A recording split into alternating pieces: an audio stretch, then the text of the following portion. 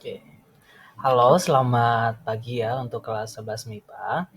Jadi, video kali ini saya akan menjelaskan sekali lagi ya tentang bagaimana aplikasi dari turunan fungsi trigonometri.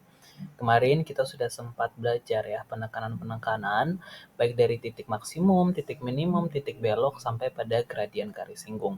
Nah, hari ini saya mungkin akan menjelaskan lebih ringkas lagi dengan beberapa koreksi-koreksi yang mungkin tadi waktu di kelas kemarin kita sempat mengalami beberapa miss ya dari ataupun dari pengerjaan kita. Nah, jadi mohon untuk kalian nonton video ini sampai akhir karena akan ada juga penjelasan tentang proyek akhir dan juga bagaimana kisi-kisi yang akan kalian pakai untuk ujian di hari Jumat nanti.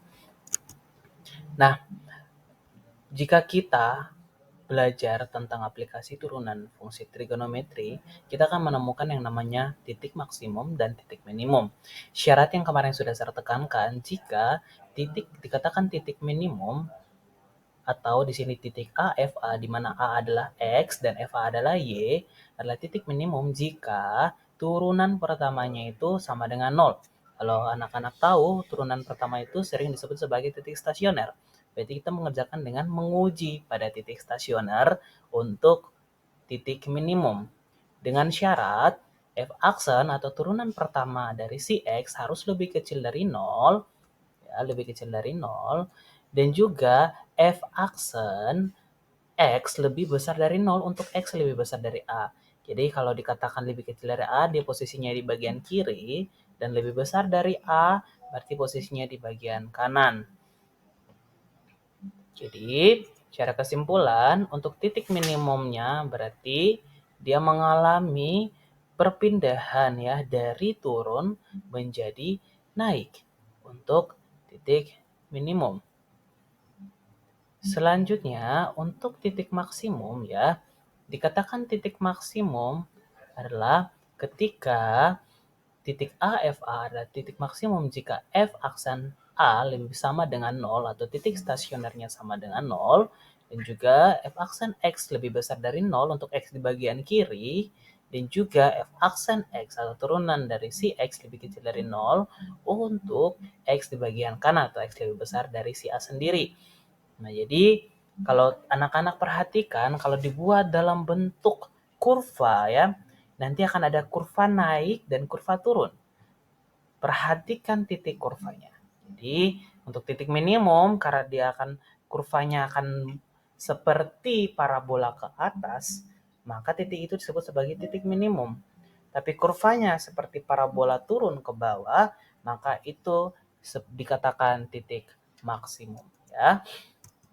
Cara definisi selanjutnya, dikatakan titik belok jika bagian kita akan uji dulu di mana F double aksen ya, di sini dikatakan ya, jadi bukan F aksen. F double aksen atau turunan kedua dari si fungsi tersebut sama dengan 0, jadi kita bukan uji stasioner lagi, kita uji terhadap turunan kedua. Selanjutnya ini syaratnya di bagian kiri atau F double aksen nilainya lebih kecil dan juga di bagian kanan lebih besar.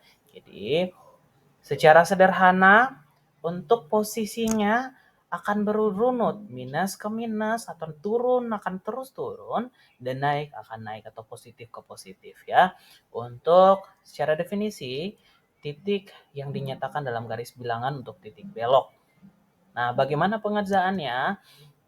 Misalkan di sini ditentukan titik nilai maksimum, menentukan nilai maksimum dari fungsi sin X plus cos X dengan syarat intervalnya X lebih kecil sama dengan 180, berarti interval tertutup ya, sampai pada 180 dan dimulai dari titik 0 derajat. Ya. Seperti yang tadi, secara definisi, kita harus uji dulu terhadap titik stasioner atau turunan pertama. Itu dimana sin X tambah cos X turunan pertama adalah cos X dikurang sinus X. Ya, turunan pertamanya dari sinus adalah cos adalah minus sinus. Kita uji stasioner, di mana F aksen X sama dengan 0, cos X kurang sin X sama dengan 0, maka sin X bisa kita pindahkan ke kanan akan menjadi positif, ya. Maka cos X sama dengan sin X ya, kita menjadikan di bagian kanan itu sebagai satuan, ya. Jadi sin X itu kita bagi dengan dirinya sendiri, maka di sebelah kirinya juga harus kita bagikan. Ya harus sama rata ya. Kanan kita bagi dengan sin X, maka kiri juga kita harus bagi dengan sin X. Maka cosinus dibagi sinus, kita akan mendapatkan hasil kotangan. Jadi di situ sinus bagi sinus 1 ya, semua yang dibagikan dengan persamaan yang sama akan mendapatkan hasil 1. Jadi untuk kotangan penghasil 1 adalah 45 derajat untuk interval dari 0 sampai 180 derajat ya. Kita fokus pada interval tersebut saja. Kita coba ya. Nah, setelah itu apa yang akan kita lakukan? Kita masukkan kembali nilai stasioner tersebut ke dalam persamaan trigonometri.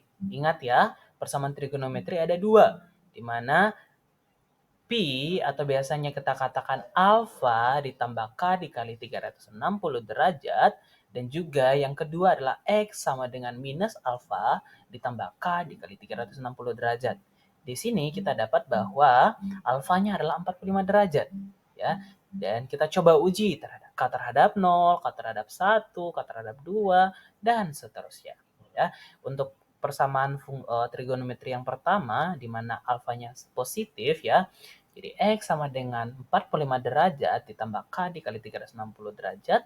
Untuk K sama dengan 0, kita akan dapat hasil 45 derajat. Dia masih masuk di dalam interval tersebut ya. Interval dari 0 sampai 180 derajat. Kita uji lagi, misalkan K sama dengan 1.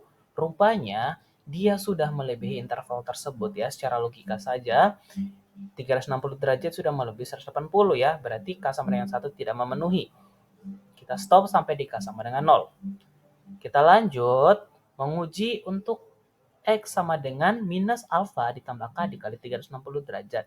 Mana K sama dengan 0, maka kita akan mendapatkan hasil minus 45 derajat, dan itu pun tidak memenuhi karena syarat paling bawah, interval paling bawah adalah 0 derajat. Tidak ada yang namanya negatif. Kita uji untuk K sama dengan 1 misalkan, maka dia juga akan mendapatkan 200 ya. 200an ya. Jadi masih di dalam interval, di atas interval dari 180 derajat dan tidak masuk dari interval 0 sampai 180 derajat ya.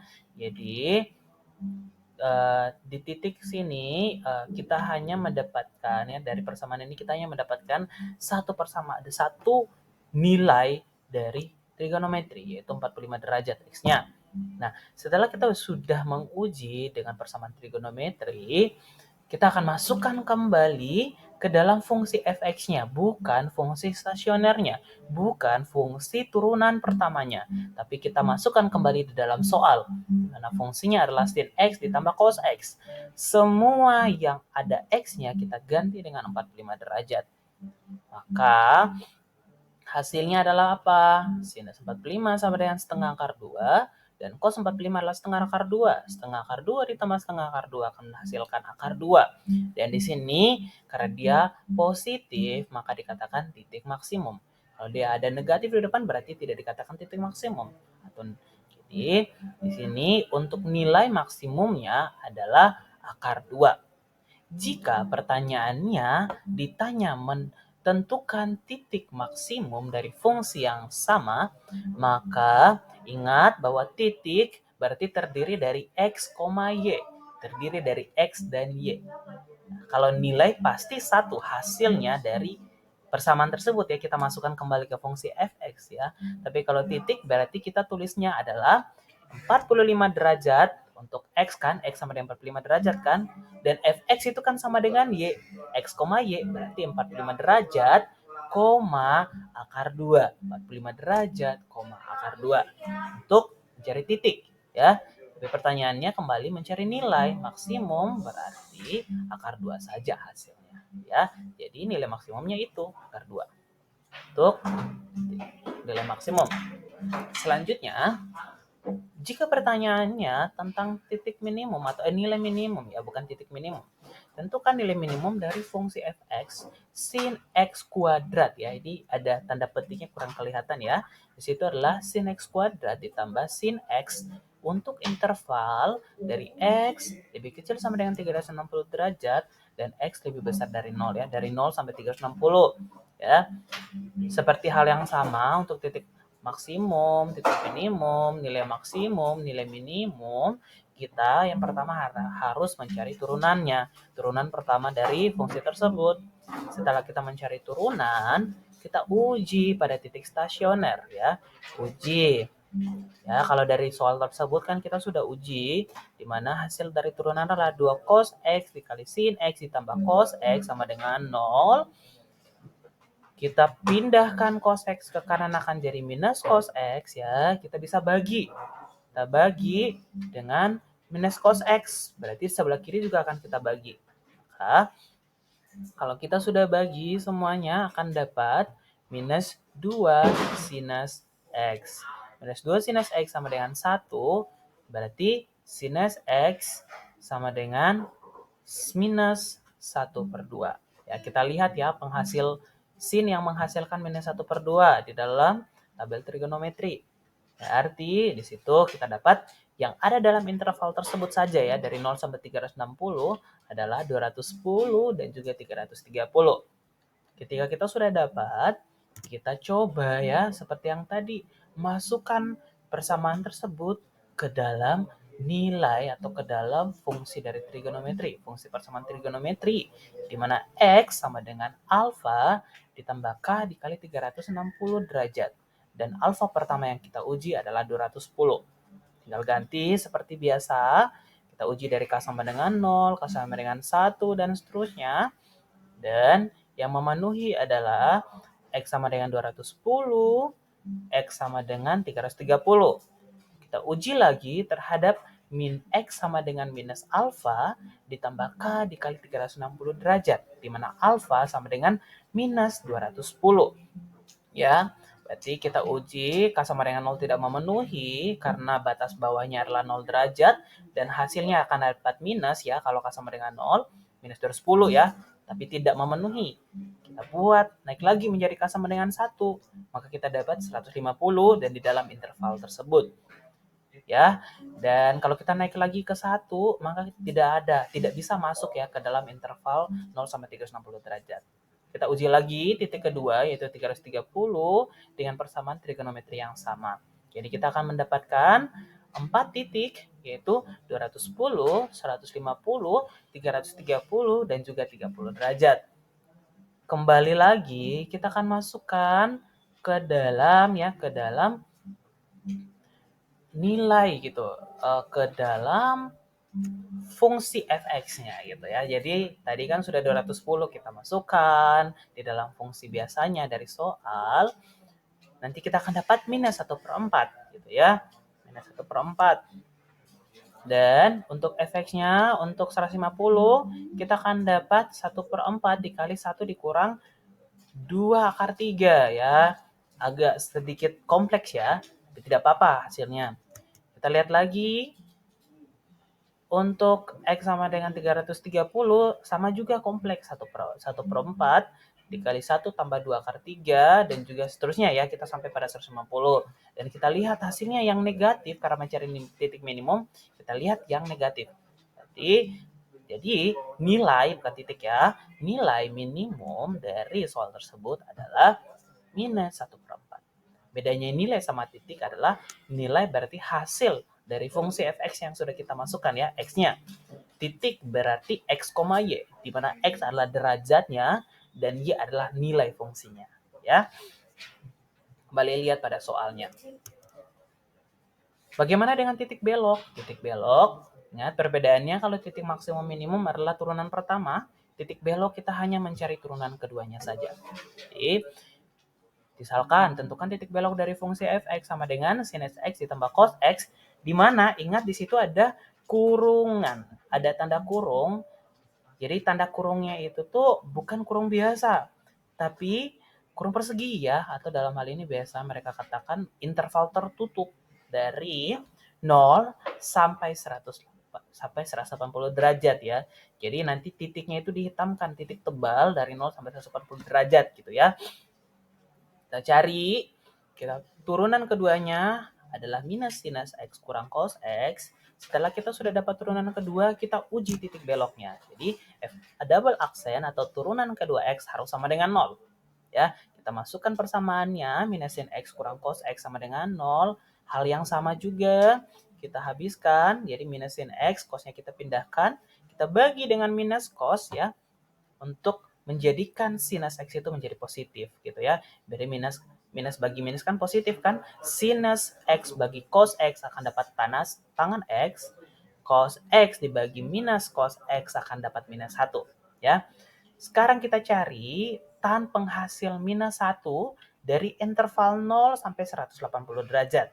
Dan rupanya hanya satu nilainya, yaitu X sama dengan 135 derajat. Ya.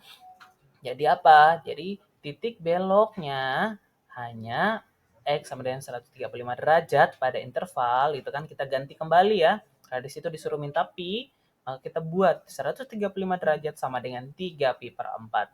Jadi titik, kembali ya, titik X, Y berarti ya. Titik belok adalah 3 pi per 4 di koma 0 atau 135 derajat, koma 0. Ya. Misalkan contoh yang kedua. Soalnya, tentukan titik belok dari fungsi fx cos 2x, intervalnya apa? Interval tertutup dari 0 sampai 360 derajat. Cari turunan kedua dari fungsi tersebut kita akan dapat minus 4 cos 2x. Kita masukkan uji titik belok dari turunan kedua sama dengan 0, f double aksen x sama dengan 0. Masukkan persamaannya, minus 4 cos 2x sama dengan 0. Minus 4 kita bagi semuanya, kan kita bagi semua untuk hasilkan 0 ya. Jadi minus 0 juga dibagi dengan minus 4 kan 0. Minus 4 bagi minus 4, 1. Jadi sisa cos 2x. Cos 2x sama dengan 0. Nah, cos penghasil 0. Ingat, cos penghasil 0 dari interval ya, dari interval 0. Oke, jadi di sini ya, mohon maaf, ini soalnya adalah sampai pi ya, bukan sampai 2pi ya. Jadi interval, oke, disasar, coret di sini, tunggu. Oke, biar kita koreksi sama-sama. Untuk soal ini intervalnya adalah 0 sampai 2pi. 0 sampai pi ya. Intervalnya 0 sampai pi. Bukan 0 sampai 2pi ya. 0 sampai pi. Berarti 0 sampai 180 derajat. Maka derajat atau si cos penghasil 0 di dalam 0 sampai 180 derajat adalah hanya 90 derajat ya. Oke, atau biasa kita hentarkan jadi pi per 2 ya. 80 bagi 2 kan 90 derajat juga kan? Nah, jadi 2x sama dengan masukkan ke dalam persamaan fungsi trigonometri, di mana alfa ditambah k dikali 360 derajat atau alfa minus alfa ditambah k dikali 360 derajat ya. Jadi kita akan masuk ya, di mana tadi 2x ya, kalau dibagikan semua dengan 2 ya, biar dijadikan sebagai x bukan 2x lagi, adalah x sama dengan pi per 4 ditambah k dikali 180. Dari 360 dibagi 2 akan 180 ya. Kita uji terhadap 0, k sama dengan 0 akan dapat pi per 4. Kalau kita uji ke k sama dengan 1 akan dapat 5 pi per 4 atau di atas ya. Di atas dari 180 derajat sendiri. Ya, berarti kita cuma stop saja di K sama dengan 0. Kita lanjut lagi ke X sama dengan minus. Ya, minus alfa ditambah K kali 180. Maka minus pi per 4 ditambah K sama kali 180. K sama dengan 0 tidak masuk ya, karena intervalnya paling rendah adalah 0. K sama dengan 1, kita akan dapat 3 pi per 4 ya. Setelah itu kita masukkan nilai fungsi tersebut ya. Kita masukkan nilai fungsi tersebut. Misalkan fx sama dengan 2x gitu ya. Jadi untuk yang pertama dulu, fx sama dengan 2x, untuk x sama dengan pi per 4. Maka f pi per 4 sama dengan cos 2 dikali pi per 4. Jadi 2 kali pi per 4 berapa? Cosnya berapa? Hasilnya adalah 0. Ya, nanti 2 dikalikan dengan 45 ya kan, hasilnya akan 0. Selanjutnya untuk X ya sama dengan 3 pi per 4, ya kan? Kita akan masukkan ke dalam persamaan juga, hasilnya akan mendapatkan 0. Berarti titiknya kita akan dapat 2 titik, yaitu pi per 4,0 dan juga 3 pi per 4,0 ya. Jadi kalau titik belok, yang pertama cari turunan kedua. Yang kedua, uji titik beloknya. Jadi sama dengan 0. Setelah itu kita masukkan ke dalam persamaan fungsi trigonometri untuk di mana ada dua persamaan ya. X sama dengan alfa ditambah k dikali 360 derajat dan juga X sama dengan minus alfa ditambah k dikali 360 derajat. Setelah itu kita lihat ya yang masuk di dalam interval tersebut. Setelah yang sudah masuk interval, kita masukkan kembali pada fungsi awal atau pertanyaannya, gitu ya. Di situ kan cos 2x, berarti x-nya kita gantikan dengan nilai x yang sudah kita dapatkan di dalam persamaan fungsi trigonometri yang tadi kita kerjakan di atas. Setelah itu, kalau saat ditanya titik belok, berarti titik kan x, y, di mana x sama dengan derajat yang tadi kita dapat dan y sama dengan fx gitu ya, atau fa gitu. Maka 0 gitu. Jadi pi per 4,0. Ya, jadi kalau titik belok syaratnya harus sama dengan 0. Oke, itu untuk titik belok. Nah, bagaimana dengan gradien garis singgung? Misalkan di situ dikatakan ya, kalau kita selalu ya, kita mengingat tentang garis singgung atau gradien, kemarin di bagian soal lingkaran, atau mungkin materi lingkaran, atau mungkin di persamaan garis lurus, dan seterusnya kan kita sudah pernah belajar tentang gradien. Nah, di situ kita akan selalu mendapatkan formula di mana M sama dengan gradien, ya formulanya adalah Y dikurang B sama dengan MX kurang A, atau biasanya ya mereka buatnya adalah Y dikurang Y1 sama dengan MX dikurang X1. Jadi di sini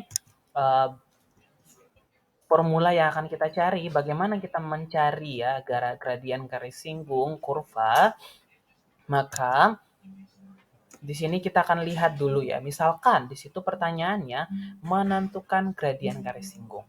Untuk Y sama dengan sinus 2X dikurang pi per 6 di titik X sama dengan pi per 2. Yang pertama yang kalian lakukan untuk mencari gradien adalah mencari turunan pertama. Turunan pertama, bukan turunan kedua. Turunan pertama dari fungsi tersebut, ya. Jadi sin akan jadi cos 2X yang di dalam akan jadi 2 kan, berarti dikeluarkan akan jadi 2. 2 cos 2X dikurang pi per 6, ya. Itu untuk turunan. Setelah kita sudah mendapatkan turunan, gampang saja. Kita langsung masukkan nilai yang di pertanyaan X sama dengan pi per 2 ke dalam hasil turunan tersebut.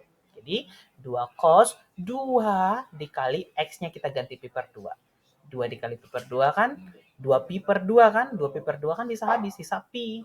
Pi dikurang pi per 6 samakan penyebut akan jadi 2 cos 5 pi per 6 ya. 2 cos 5 pi per 6, kita ingat 5 pi per 6 hasilnya berapa ya gitu ya. Kita ubah dalam bentuk derajat gitu ya, atau kita ubah ya di dalam, kalau kita lihat dalam derajat tabel derajat trigonometri gitu, kita akan mendapatkan minus 1 per 2 akar 3. 2 dikali minus 1 per 2 akar 3 adalah minus akar 3. Itulah gradien garis singgung kurva. Jadi, gradien garis singgung kurva untuk Y sama dengan sin 2X kurang pi per 6 adalah minus akar 3. Ya. Bagaimana jika kita lihat lagi soal yang kedua nih. Bagaimana jika soalnya adalah tentukan garis singgung dan garis normal pada kurva Y sama dengan tan X di titik berabsis pi per 3. Nah, ingat bahwa absis berarti X ya. Kalau ordinat berarti Y. Yang pertama yang harus kita lakukan adalah kita mencari titik ordinatnya. Jadi, X sama dengan X1 sama dengan pi per 3 ya. Dimana persamaannya Y sama dengan tan X.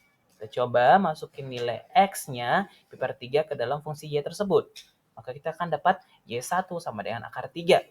Jadi kita udah dapat titik singgungnya untuk X1, Y1 yaitu pi per 3 ya dari absisnya di koma akar 3 ya. Selanjutnya kita tentukan turunan pertamanya. Turunan pertama dari tangan X. Ya kalau turunan pertama tangan X akan dapat secant kuadrat X.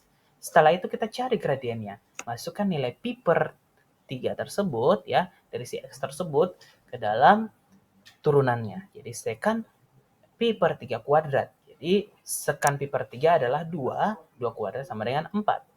Ya, itu sudah dapatkan gradien dan titik singgung. Sekarang kita masukkan ke dalam persamaan garis singgungnya, di mana rumusnya adalah Y dikurang Y1 sama dengan MX dikurang X1. Kita udah dapat Y1-nya adalah akar 3, Y dikurang akar 3 sama dengan turunannya berapa? 4. M itu adalah turunan ya. 4 dikali X dikurang Pi per 3. Ya. Kita kalikan. Jadi kita akan dapatkan ya 3Y dikurang 3 akar 3 sama dengan 12X dikurang 4Pi, ya kan? Jadi kan nanti akan dapat 4X dikurang 4Pi akar 3 kan? Akar 3-nya 4Pi per 3 ya. 3-nya kita pindahkan ke kiri akan jadi perkalian. Jadi 3 dikali Y 3Y, 3 dikali akar 3, 3 akar 3. Sama dengan 12X dikurang 4Pi. Setelah itu, kita udah dapatkan di mana kita pindahkan ya. Kita mulai susun semuanya sama dengan 0. Jadi 12 akan pindahkan dari minus 12 tambah 3 12x ditambah 3y dikurang 3 akar 3 ditambah 4pi. Karena di depannya minus, kita ubah sama dalam bentuk positif, maka akan dapat 12x dikurang 3y dikurang 4pi ditambah 3 akar 3 sama dengan 0. Bagaimana menentukan persamaan garis normal? Kita masukkan lagi ya. Untuk persamaan garis normal, syaratnya adalah M-nya harus minus 1 per M. Ya. Jadi bedanya cuma di situ. Kalau tentukan persamaan garis singgung, kita udah dapat M, di mana M adalah turun gradiennya yang kita dapat dari turunan, hasil turunan. Untuk persamaan garis normal, harus kita coba minus 1 per M. Minus 1 per gradien kita yang kita dapatkan. Jadi Y dikurang akar 3 sama dengan minus 1 per 4 X dikurang Pi per 3. Sama dengan seperti yang sama ruas yang untuk yang ketiga yang kita kalikan ya. Kita kalikan dengan kedua ruasnya dengan 12. Maka kita akan dapatkan apa? Kita akan dapatkan 12Y dikurang 12 akar 3 sama dengan minus 3X ditambah Pi. Kita akan dapatkan persamaan garis normalnya adalah 3X ditambah 12Y dikurang Pi dikurang 12 akar 3 sama dengan 0. Ya, itulah persamaan garis singgung dan juga persamaan garis normalnya. Ini tidak usah kita kerjakan. Ya, bagaimana aplikasi L'Hopital? Nah, saya coba jelaskan secara ringkas ya. Karena kemarin kita sudah sempat membahas tentang limit trigonometri. Dan limit trigonometri ketika kita uji dan hasilnya akan dapat 0 per 0 atau tak hingga per tak hingga atau tak terdefinisi per tak terdefinisi, maka kita harus memindahkannya. Mungkin kita substitusi, bagi langsung, ataupun dengan cara-cara yang lain ya. Nah, kita juga bisa menggunakan aturan L'Hopital jika kita mendapatkan limit penghasil 0 per 0 atau tak hingga per tak hingga. Bagaimana? Yaitu dengan cara kita misalkan limit X mendekati 0 ya untuk Fx per Gx gitu ya. Dimana Fx sama dengan sin X per Gx sama dengan cos X. Maka tinggal saja kita cari turunan dari Fx dan Gx. Jadi kita bisa dapatkan sin X kalau diturunkan menjadi cos X, berarti limit X mendekati tak hingga atau X mendekati 0 misalkan gitu kan, sama dengan turunan jadi F aksen X per G aksen X gitu ya. Jadi yang tadi sin per cos akan jadi cos per minus sinus gitu ya. Nanti coba kalian lihat, kalian kembangkan lagi di dalam soal nomor 44, soal halaman 44, nomor 1 dan 3 ya. Coba kita lihat dulu, nanti coba anak-anak juga bahas ya untuk soal tersebut. Nah, di dalam soal tersebut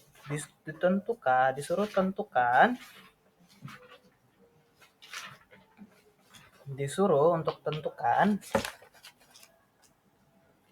X mendekati A untuk sinus X dikurang sinus A per X dikurang A. Yang pertama yang harus kalian kerjakan adalah mencari turunan dari kedua persamaan tersebut. Pertama mencari turunan dari sin X per sin A, sin X kurang sin A, dan yang kedua mencari turunan dari X dikurang A. Untuk turunan X terhadap X ya, sinus X akan menjadi cos X ya. Sinus X akan menjadi cos X. Untuk sinus A akan mendapatkan 0 karena dia tidak memiliki fungsi X di situ ya. Kita turunan terhadap X, maka cos X kurang 0, tetap cos X ya. Cos X untuk turunan X kurang A dapatkan 1. Jadi cos X per 1. Di situ dikatakan bahwa X A ya, limit X mendekati A. Kita gantikan nilai X menjadi A. Jadi akhirnya kita dapatkan cos X per 1, cos X-nya kita ganti A, berarti cos A per 1. Maka jawabannya adalah A, yaitu cos A. Baik itu pun dengan nomor 2, kita cari turunannya cos X dan juga yang untuk fungsi cos X dikurang cos A per X kurang A, yaitu cos X kurang A, cos A diturunkan akan mendapatkan minus sinus X dikurang 0, karena cos A-nya kita tidak dapat turunannya terhadap X. Maka kita akan dapat minus sinus X per 1, karena A juga tidak dapat ya kita turunkan ya. Maka minus sinus X per 1 untuk X mendekati A, kita gantikan nilai X menjadi A, akan dapatkan minus sinus A. Itulah aturan L'Hopital yang memudahkan kita untuk mencari limit jika kita mendapatkan hasil 0 per 0 ataupun minus ataupun tak hingga per tak hingga ya.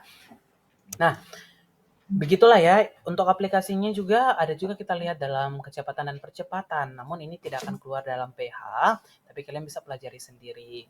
Misalkan nanti kalian kerjakan itu kan, kita tahu bahwa untuk kecepatan berarti dia adalah turunan pertama, percepatan berarti adalah turunan kedua. Jadi misalkan itu kan sebuah mobil bergerak lurus ya, jalan lurus, panjang kecepatannya itu adalah 3T kuadrat dikurang 2T ditambah 1. Nah, disuruh mencari percepatan atau kecepatan ya. Misalkan mencari percepatan berarti kita turunkan 2 kali. Jadi kita turunkan 2 kali, kita akan mendapatkan 6T ya. 6T dikurang 2 misalkan gitu kan. T-nya kita ganti dengan 2, maka akan dapat berapa hasilnya. Itu adalah aplikasi dari turunan trigonometri dalam kecepatan dan percepatan. Nah, untuk pengumumannya, kita akan PH di hari Jumat.